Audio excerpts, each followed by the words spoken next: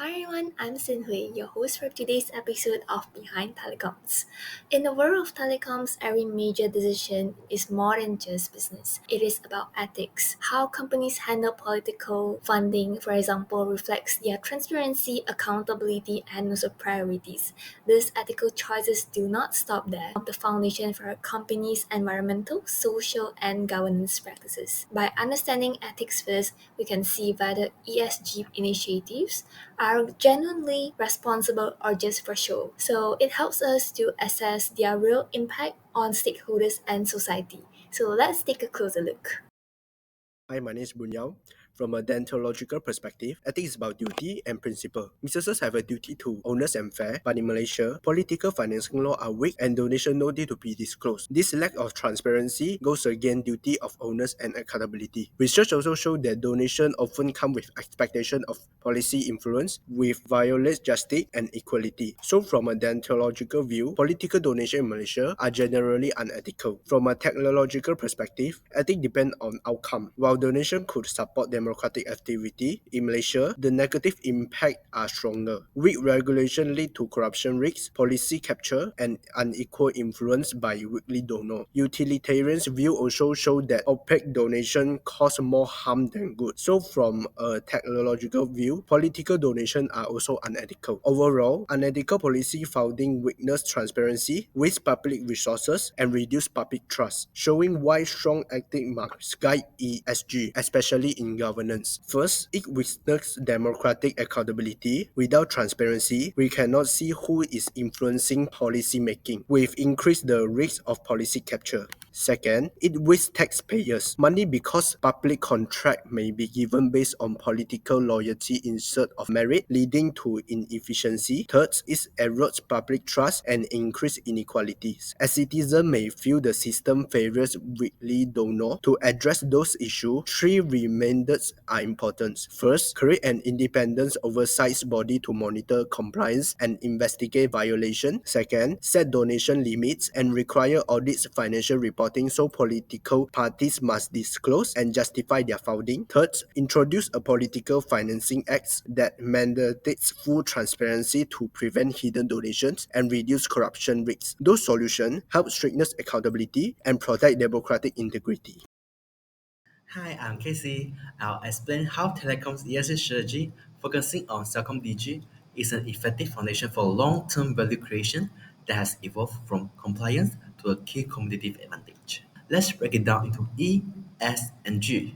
First, for the environmental aspect. Energy is a significant expenditure for a telecom company powered by thousands of base stations and data centers. Celcom DG saves money on power by investing in energy efficient operations and renewable energy, which directly improves profitability. Furthermore, this environmental approach creates new business to business revenue streams by utilizing green digital solutions such as IoT services that assist other businesses in reducing their environmental impact. On the social aspect, value is created by expanding markets and building loyalty. Initiatives like Future Skills for All, which encourage digital inclusion, do more than just reduce the rural digital gap. They strategically broaden Celcom Digi's market reach, enhance subscribers' growth, and foster a deeper and more loyal clients' connections, resulting in lower customer turnover. Finally, and most importantly, governance. Strong, transparent governance is more than just a list of criteria to be followed. It is the foundation for minimizing measure, legal, and reputational risks. Celcom DG increases investor confidence by ensuring credibility and compliance with international standards. This enhanced trust reduces the company's cost of capital while also protecting its total worth. In conclusion, Celcom DG views ESG as a strategic trio where environmental improvements reduce costs, social initiatives grow the market and brand, and solid governance reduces business risks. This comprehensive strategy not only makes the firm more ethical, but also profitable, sustainable, and competitive, resulting in undeniable benefit for all stakeholders.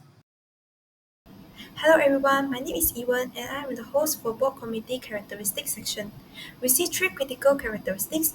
First, when boards include members with very professional backgrounds, it encourages more creative and effective solutions.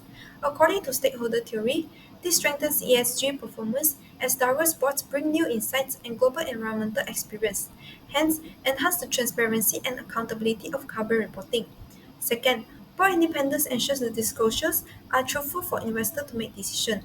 From the agency theory perspective, independent directors help reduce conflict of interest between managers and shareholders, especially short and long-term goals are different. They help align environmental and financial responsibilities to increase the credibility of reporting. And last, strong sustainability expertise may produce more detailed and reliable carbon reporting. They can monitor environmental risks and ensure compliance with standards like GHG protocol. This supports legitimacy theory as high quality disclosure on emissions, risks, and strategies show companies are acting responsibly and aligning with community values. Hello, I'm Anissa, and I will be discussing the extent of IFRS S2 compliance for two telecom companies, Axiata and CelcomDigi. For governance, both Axiata and CelcomDigi provided thorough disclosures of their governance structures, each showing 4 levels of oversight for climate-related matters. This indicates strong compliance for both companies in terms of governance. Axiata also reports that its BSC reviews climate performance annually, while CelcomDigi conducts quarterly reviews. However, neither company discloses clear frameworks, KPIs, or criteria used to monitor progress.